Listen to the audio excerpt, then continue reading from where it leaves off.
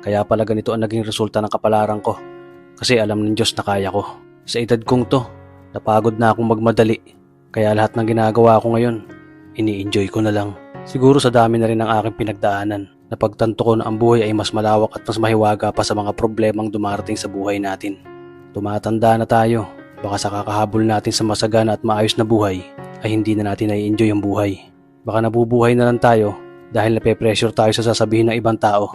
Marami na rin akong mga naging maling desisyon sa buhay, pero lahat yun nagsilbing aral sa akin at natuto ako sa mga pagkakamali ko. May mga taong sobra nating mamahalin at bibigyan ng halaga, pero ibabalik lang sa atin ay kabiguan at matinding trauma.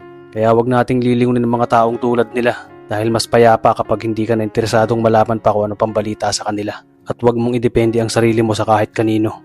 Tandaan mo, kahit sarili mong anino, iiwan ka din nito kapag madilim na ang paligid mo. Kailangan natin matutunan na huwag ikumpara ang sarili natin sa iba dahil hindi natin laban ang laban nila. Karera mo to, di nila karera. Dahil ang buhay ay hindi naman nasusukat sa kung sino ang mayaman, kundi kung sino ang payapa. Kaya galingan mo lang palagi tol dahil napakaraming tao mapanghusga, dihilahin ka pababa. At lagi mo tong tatandaan na makakatanggap ka lang ng papuri mula sa kanila kapag patay ka na.